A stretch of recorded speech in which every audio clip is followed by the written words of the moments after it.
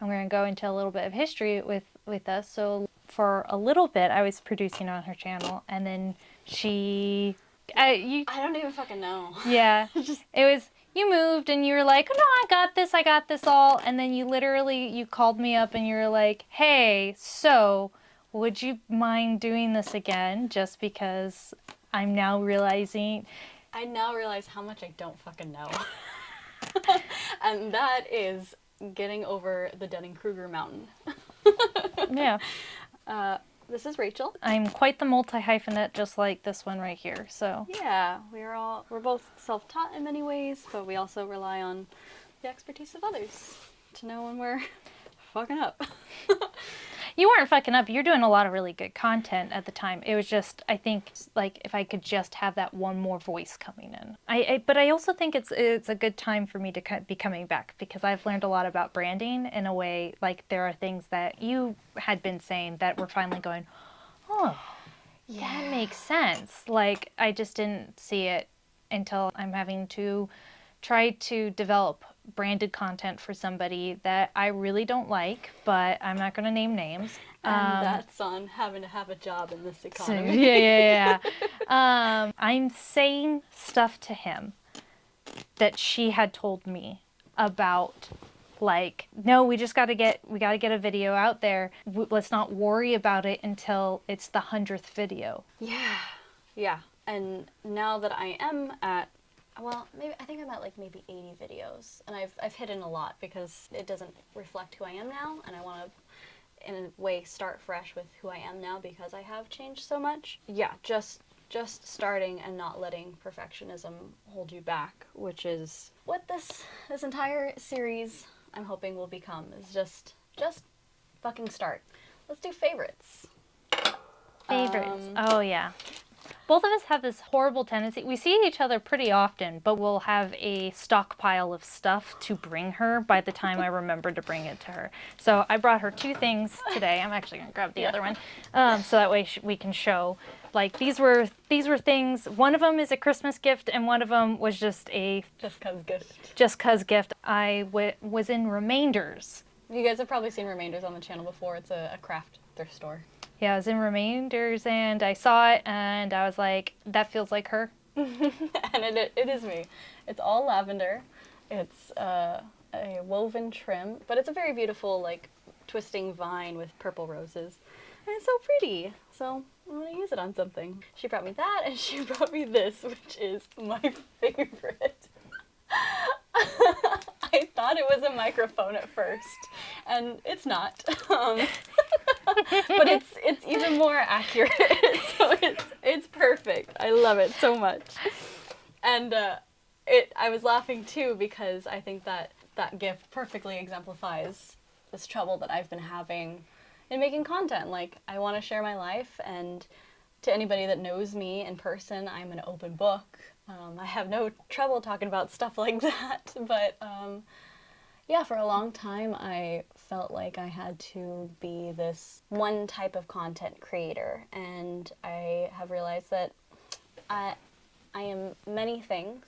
I am not just a Disney content creator, I'm not just a corset content creator, I am a whole well-rounded person, and I can talk about all the facets of my personality. It's been gone! Where have I been? Because it has been at least 6 months since I've uploaded. Yeah, I was going really strong on YouTube for a while there, and then I got COVID around my birthday. I got it really, really hard, and so, what am I doing? I don't know how you're doing it. I don't. You do everything like it's right. That is comforting to know, because I question everything that I do.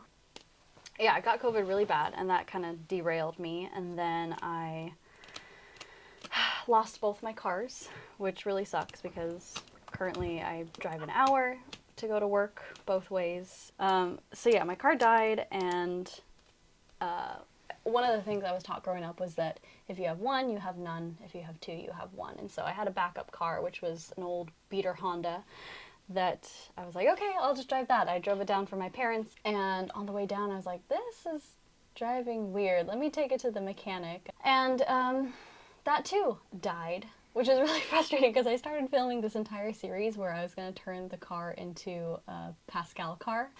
And yeah, they're like, oh no, this car has oil leaking into the fuel, and that's why it's throwing black smoke. So we can't fix this. This car is not worth fixing. Like, just my luck. So yeah, but it's all good now. Now I have a car that runs, that I actually love very much. How about you? You know a lot of the stuff that's going on right now. Yeah, they're just great. They're great. You're fixing up those pants, but your other pair of pants, they're like staple pants of mine now. Oh, good. Yeah. Yeah, I have some other skirts that I think I'm gonna give you because I feel like I'm over my novelty print era.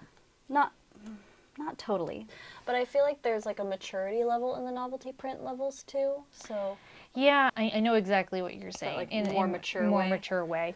Like I've embraced being, well, not today, but in general, I've embraced being a little bit weirder with my fashion. Yeah. I'm now 30. I've been working professionally since I was 17, and like meaning professionally on set with like J.J. Abrams and stuff like that. So it's not when you're 17, 18, 19, even up to 25.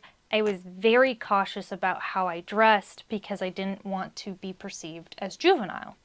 And then around 25, I got really into the novelty prints and stuff like that. But I was still like, it's this like, well, I should have some fun, but it was like weekend fun. And then I still was very like, Yeah. I had my work blouses and things like that, and I was very professionally dressed. Now I'm in a place where I just want to say fuck it to the world, and I am going to just have joy in how I dressed always. I'm going to wear what makes me happy. But I also, like, I don't take myself seriously, but I will take the events seriously. I'll take the places seriously. Yeah. So. Yeah. For me, it's like, I think because I've grown so much in the past, really like the past 3 years, I feel like the novelty print is not reflecting how I feel now. Like, I run 2 businesses. I'm hiring people, and I have my dream job. Like, I feel more like, I got this. I got some smarts. I got some brains. And I think because I do look young, I don't want people looking down on me. I mean, they're gonna do that regardless. They already do. But I am feeling more mature, and so I feel myself dressing more mature. Like, I'm enjoying the mock necks, the turtlenecks. 100%. I love turtlenecks. Yeah. I always loved turtlenecks. I did not. I hated them for a long time. Oh. And if it's too chunky of a turtle, I don't like it. I don't like it pressing on my neck. But the mock necks, where it's just like it comes up A little bit. 2 inches, I really like that. And I've been dressing just like sleeker, but I still love color and pattern and funkiness. So like, I think more funkiness in the cut, like these sleeves, rather than like a unicorn print skirt. Like, that feels a little too young for me. So I'm probably going to be getting rid of some of my pug pieces, my pinup girl pieces. Like, I feel like the castle prints. Oh my god, I was talking to my boyfriend about this the other day, and I was telling him that I was going to get rid of the castle print skirts, and how, like, it was a little hard for me for a while to get rid of those. Even though, like, because I work in effect shops, I don't need to, I can't wear skirts anymore. I don't want to get resin or anything on them. And so I haven't been wearing them. And he's like, you should get rid of them. And I was like, no, I can't. And I realized I was having a hard time getting rid of them because it felt like a status symbol. Like, being a part of, like, the Disney cosplay community and the, like, pin-up novelty community. Yeah, I'm a real Disney nerd. Or adult Disney. Yeah, adult Disney, exactly. And I'm realizing, like, I love Disney, but I'm not, like, I'm not a hoe for the brand. Yeah. And And so, yeah, I'm okay with parting with that, and I'm becoming okay with, like, finding the next evolution of me. And I keep coming back to this, like, vintage alternative kind of title, but I'm trying to find, like, what that means in practicality. And I feel too like this, like, I have to either be dark vintage or, like, colorful vintage. And it's like, no, I can be both. And I feel like people like Michelin Pitt do that really well, where she does both the bright Barbie and the Dracula goth whatever. And so it's just like allowing myself to be both of those at the same time. Yeah. And if you don't care about talking about clothes and aesthetics, you're on the wrong channel. Yeah. Like, that's what this channel is. There's a lot of this channel. It's basically all clothes and costumes. And costumes and aesthetics and Yeah. styles and stuff like that. We are Sewing Fashion Core YouTube channel. Yeah. She hates the core thing. She's figuring it out. There she is, figuring it out. There's her little crutch. Imposter syndrome. Imposter syndrome, yes. I feel it. Coming in the air tonight. Oh, Lord. Imposter syndrome. The condition of feeling anxious and not experience success internally despite being high performing in external objective ways.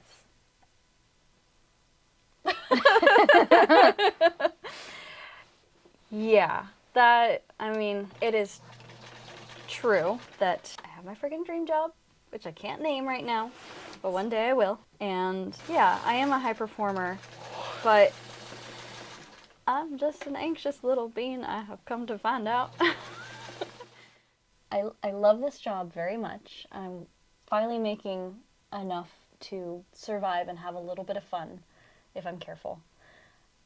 But I'm ready to leave because I want to do this. I want to do this.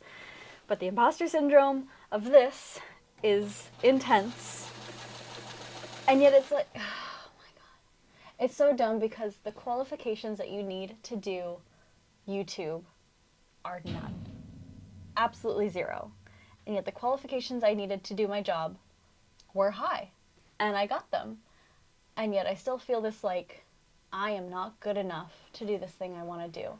Even though I have my dream job that gives me such credit to be talking about the things that I'm talking about on here, I still don't feel good enough for that sexy ass man over there.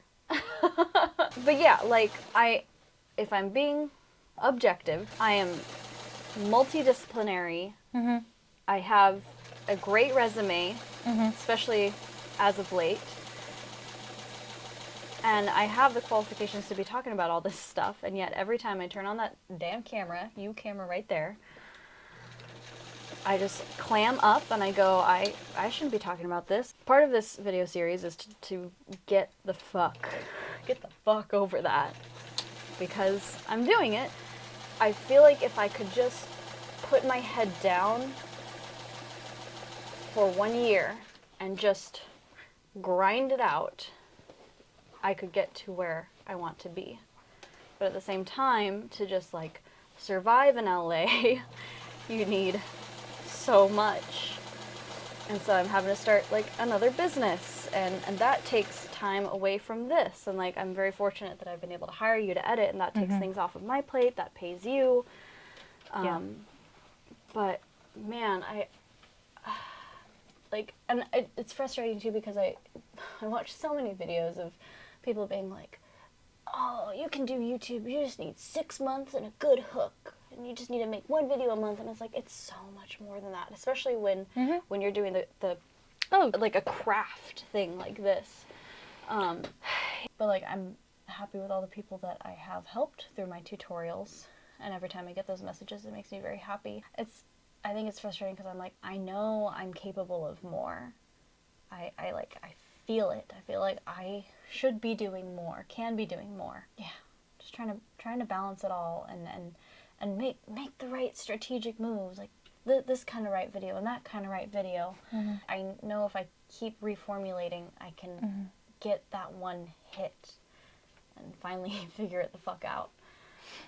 Yeah. I'm also going to correct her on something. It's not one hit. It's consistency. It's showing up. Yes. Actually, Danny and I this year had a like partner planning meet, kind of like we did with our New Year's goals, and we both thought of a word that would be our word of the year, and it's consistency. And it's like, just make the fucking time.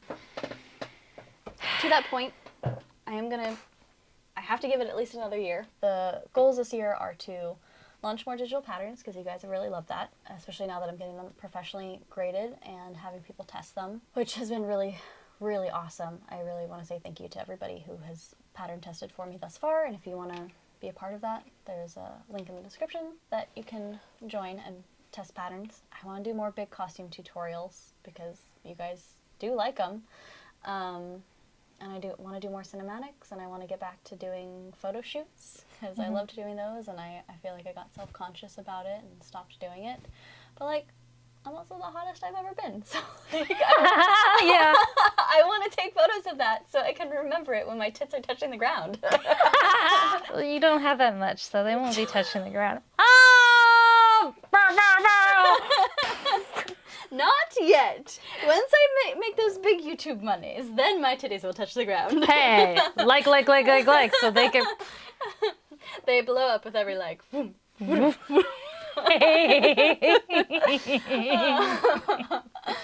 Yeah, so more photo shoots, more patterns, more talking to the camera, more vulnerability, not being afraid of who I am anymore, and being okay with sharing that with people. And create more than I consume. Yeah. And consistency. Consistency. Yeah, let's just show up, and we'll show up regardless of if you showed up. So we'll be here. Yes. Yeah. What's the worst that can happen? Nobody watches it. Great. It's just us. It's just us. It's just us chatting and bitching around, and I just yeah. I love you. I love you too. And we're gonna film your things. Yeah. I'm gonna write scripts for yeah. Learning Things. Learning Things. The Learning Things channel. Yeah. Rachel does. Yeah, I'm a learned person. Yikes. She's a learned lady. Hey. Wow. Yeah. Yeah. There will be a lot of fun things, and comic books. And consistency. Okay, bye. Bye. So it's been a little bit since that video was recorded. I ended up going to Japan, so I'll have a whole video about that, as well as all the treasures that I brought home. But let me show you the pants. They are looking so much better. I ended up having to take the crotch and drop it about an inch. And the pockets are looking so much better. No more fabric peeking through. There is still the princess pockets because, of course, but you're not seeing them peek through when I wear them. And I got rid of the center split in the waistband, and it just looks so much nicer. I am leaving the hems raw because I kind of like that little white fluff going on, and then since I had to cut into the thigh to drop the crotch, I then needed more hem so that they would lay nicely. And the back still has the hearts. I got a cute little button back there, and I'm overall very pleased now. They fit much nicer, tighter over the hips, and then flare out at the legs, which is exactly what I was hoping for. So I am very pleased, and let me know what you think of this video. It's a little bit different, getting a little bit more personal with you guys and talking about things that are going on in my life. But a lot has changed since the Japan trip, and it's got me thinking. But yeah, stay tuned for that video as well as a haul video. More tutorials and more patterns coming very, very soon. But thanks for watching, and I'll see you in the next video. Bye!